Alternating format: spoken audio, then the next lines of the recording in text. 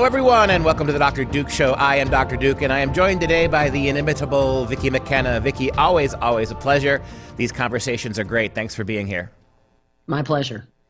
Well, we have a number of serious issues here, and to the surprise of nobody, we're dealing with transgender issues again. And we have a situation here where we have the very famous Jazz Jennings. You may recall that she was one of the first young boys who decided that he was really a woman. He has a domineering mother who sort of pushed him.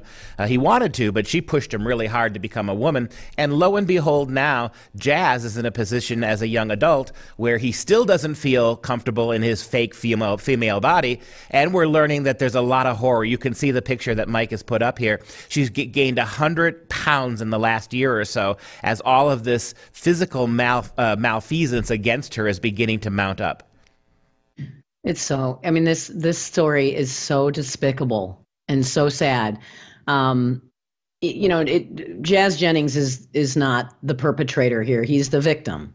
This boy is the victim. He was 5 years old when his mother began treating him and claiming he was a girl. 5 years old. There was no way this kid could have fought back. When he was 11, his mother put him on puberty blockers. So this boy never went through puberty. He never experienced puberty. At 17, on television, they had his, I don't know what the name of the actual procedure is, where they used his malformed, underformed penis to create a vagina, a faux vagina. I think they call it a neo-vagina. And it went very, very badly. And so I think he needed 2 corrective surgeries. This kid, and he's been lauded as some kind of great hero. His mother is treated, like a queen, like the mother of the religion, first trans mom. And now Jazz Jennings is, mind you, he has had books, speaking engagements. He's been a supermodel. I'm using finger quotes here, supermodel. And now he says, I'm going to quote here, and forgive me, I'm reading. I really want to understand myself and be able to read my own soul. I just want to feel like myself. All I want to be is happy and feel like me, and I don't feel like me ever. And his mom basically says, well, you're your own worst enemy. No. His mother is his worst enemy. The culture is his worst enemy. The media, the left is his worst enemy. This kid did nothing except try to, just be a kid, and he wanted to please his mom. And so now here he is, suffering from bulimia.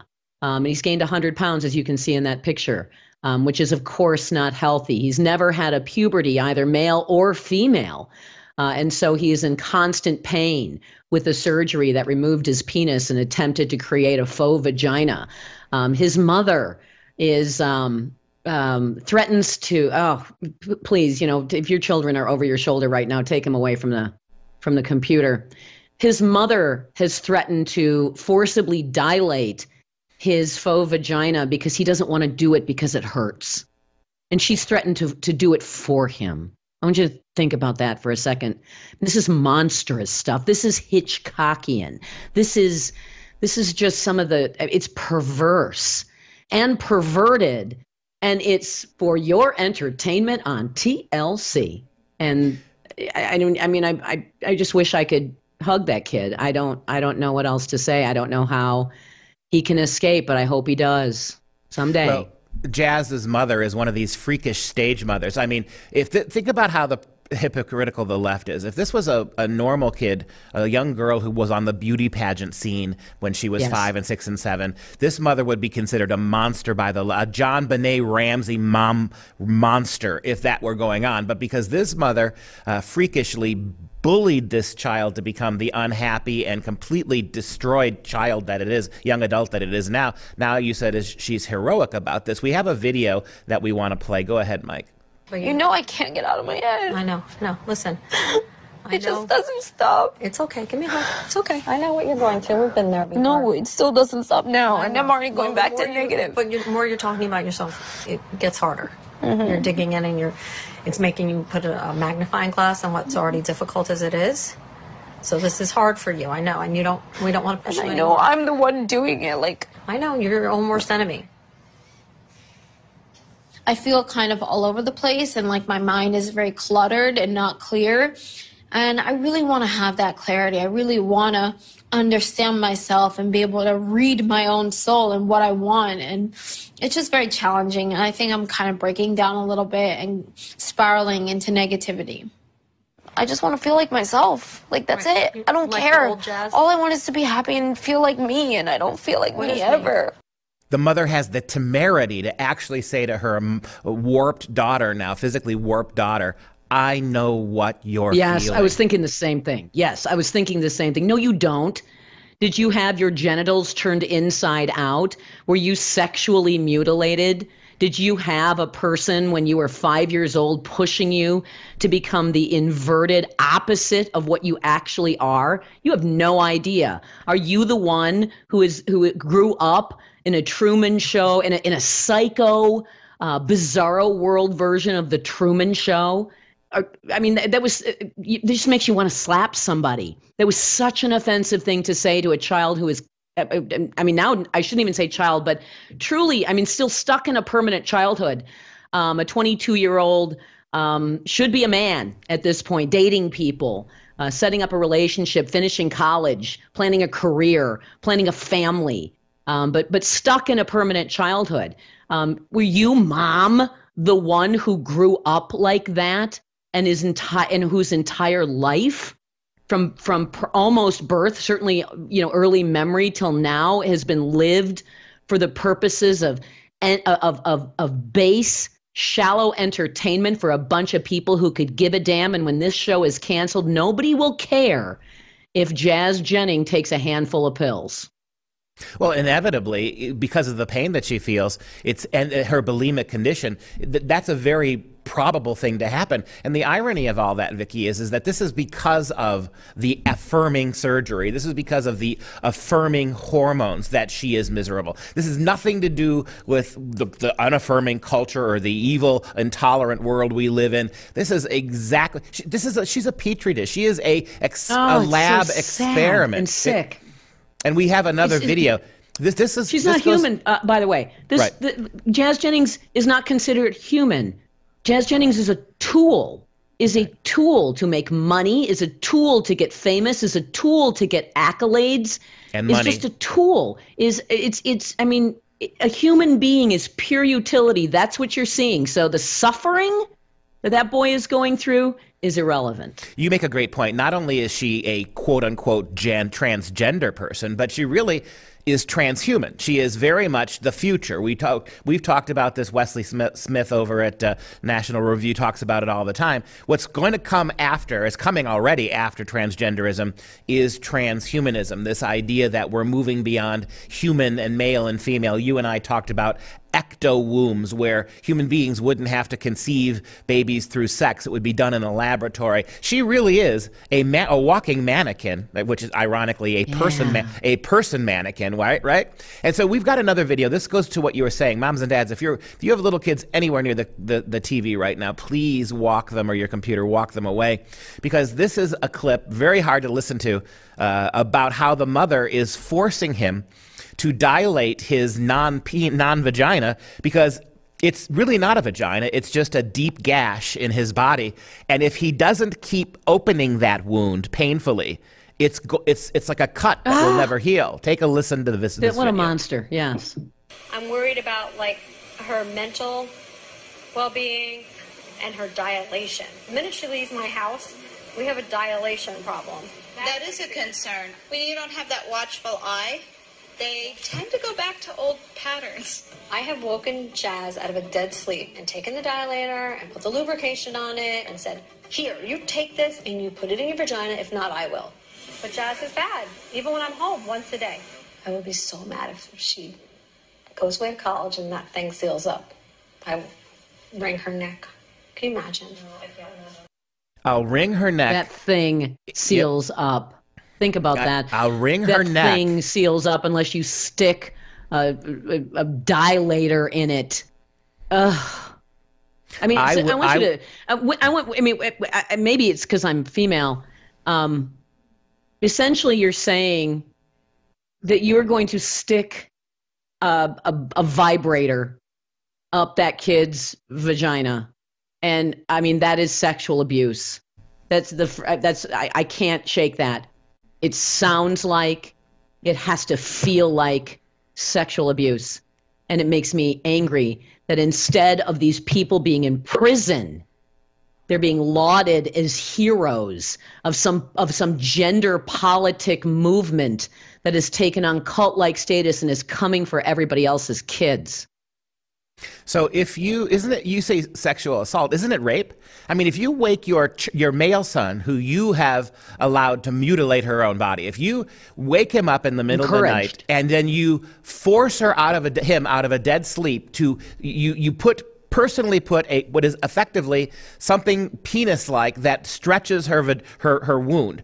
You're doing that to her while she's dead asleep, where she doesn't want it. She doesn't want the pain. When she leaves the house, as you say, you have a dilation problem. The minute she's outside of mom's supervision, immediate supervision, she doesn't do what mom insists she does. So this is the opposite of affirming. This is the opposite of letting somebody become what they've always wished to be. This is projecting. And when you take since we're talking about body image, this is a tacky thing to point out, but since we're talking about this mother, I mean, it's pretty clear that she looks more masculine than feminine herself. You wonder to what degree when you might throw a picture of her up here. Again, this is the kind of thing that is tacky. However, given who this mother seems to me to be projecting, among other things, her own masculinity, as it seems to be dominating what she is, onto this child of hers, taking it away from her. Right? Her, what she doesn't possess herself, right? Trying to create in this kid, now 22 years old, but 22 years, I mean, I'm old lady, so 22 is a kid to me.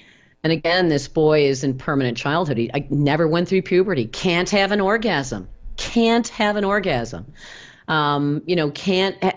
a relationship, doesn't know how to feel, sexual pleasure, is in constant mental anguish, is in constant physical anguish. And with regard to this surgery was botched.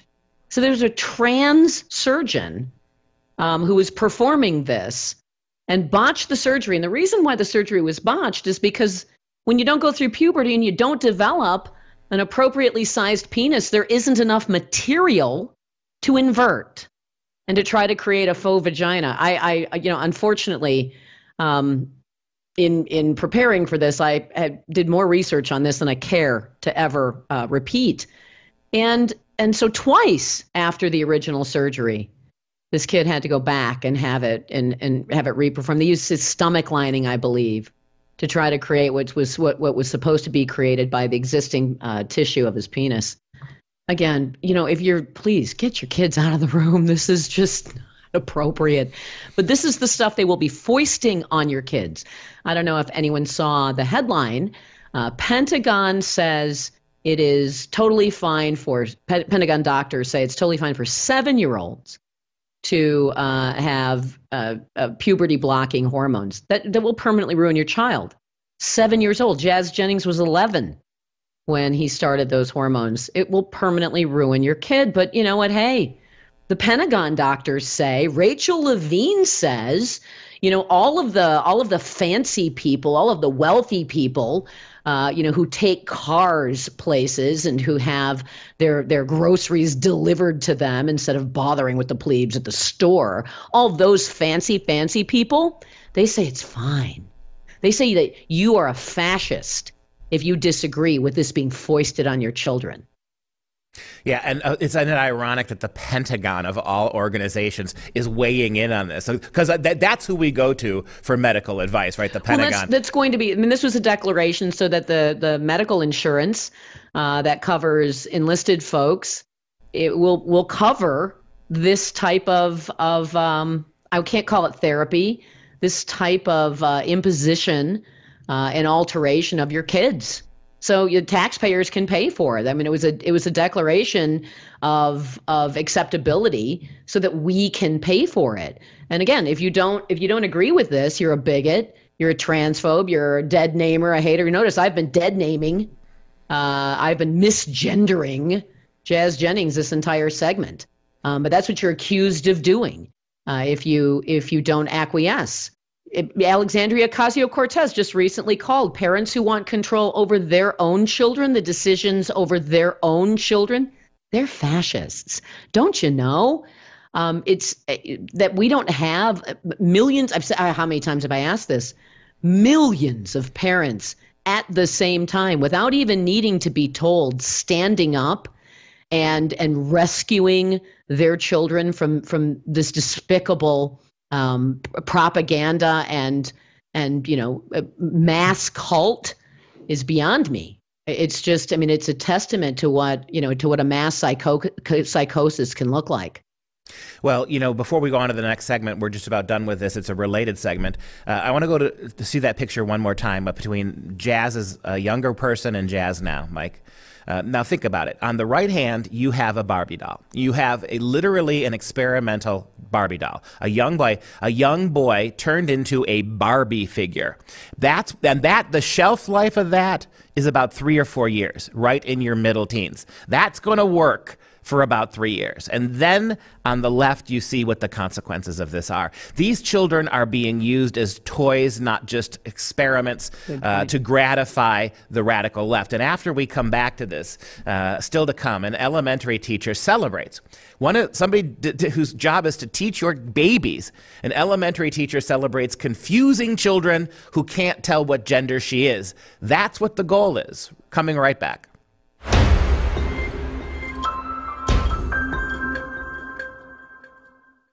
So Vicki McKenna, here we are again talking about just how far, outrageously far, this transgenderism is coming. We talked about, prior here to this, we talked about Jazz Jennings and what happened to her, how now she's beginning to regret her decision. She is going through incredible pain. She can't reproduce, a whole bunch of horror. So take a look at the first part of this program to understand where we're coming from.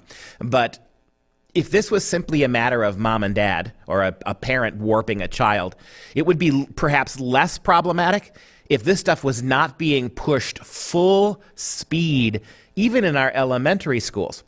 We have a shocking video here. This is from an elementary teacher, a teacher of babies, who is celebrating the fact that her little ones are confused about her gender and the gender of another teacher, another trans teacher. And by the way, when did trans teachers become a huge number of the people teaching in our schools? It seems like overnight now. You see a trans teacher everywhere. It's not a coincidence. Take a look at this very, very alarming video.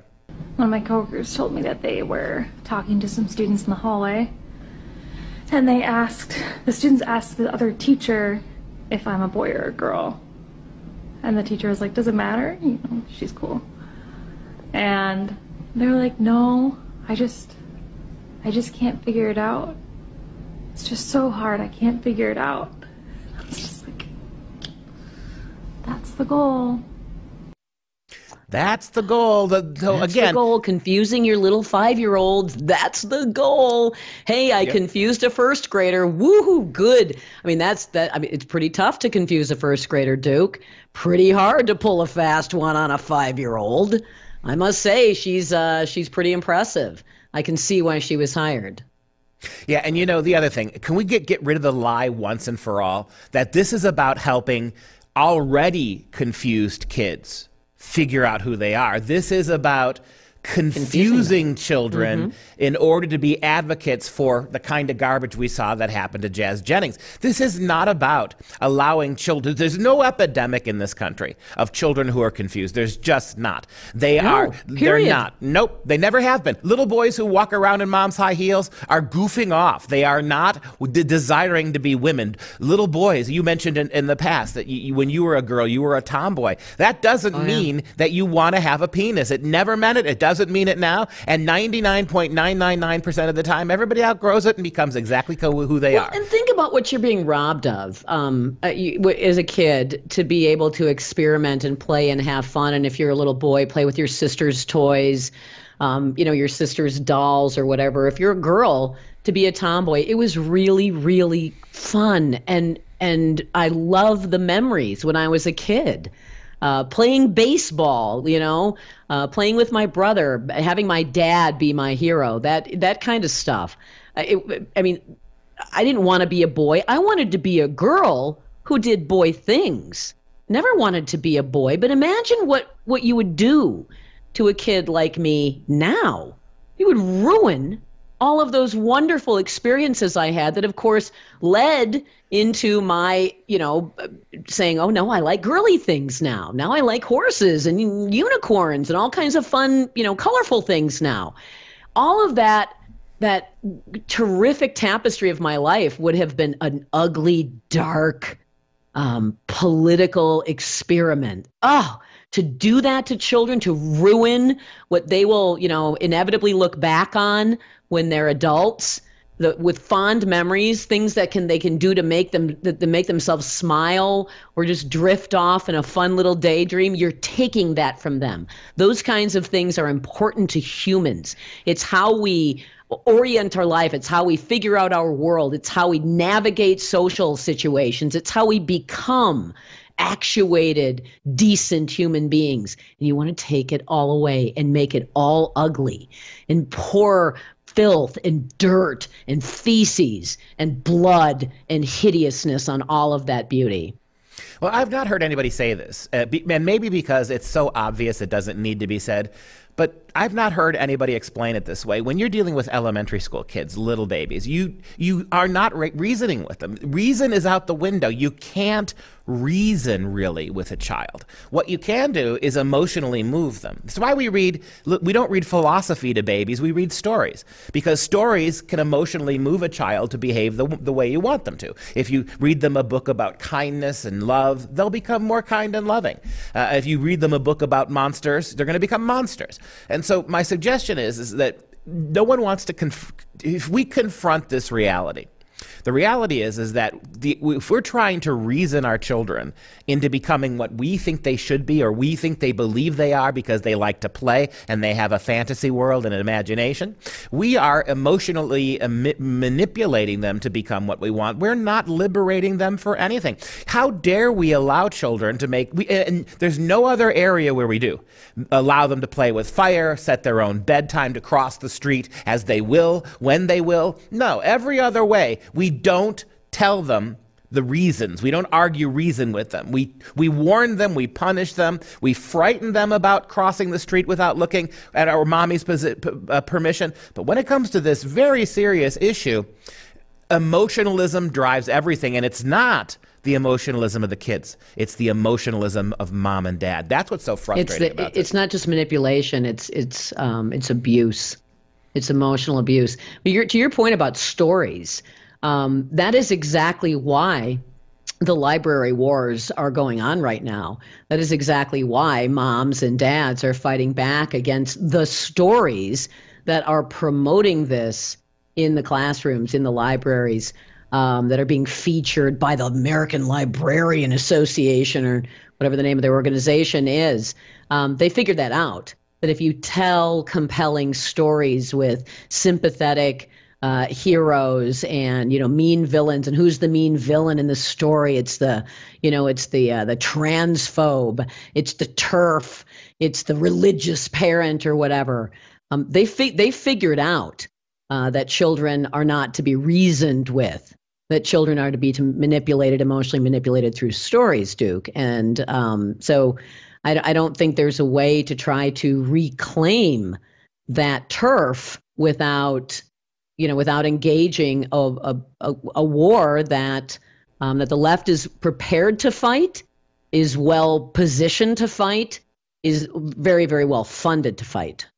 Yeah, this is why I really enjoy these conversations, Vicki. We get to go to places that I think no one else is really talking about. And so I really do think we're breaking ground here and trying to philosophize and theorize exactly what are the pathologies behind this. And that's going to wrap up this show. If you have any questions, comments, or want to support the show, simply visit drdukeshow.com. For all of us at The Dr. Duke Show, including Vicki McKenna, thank you so much for your time, and we will see you next week.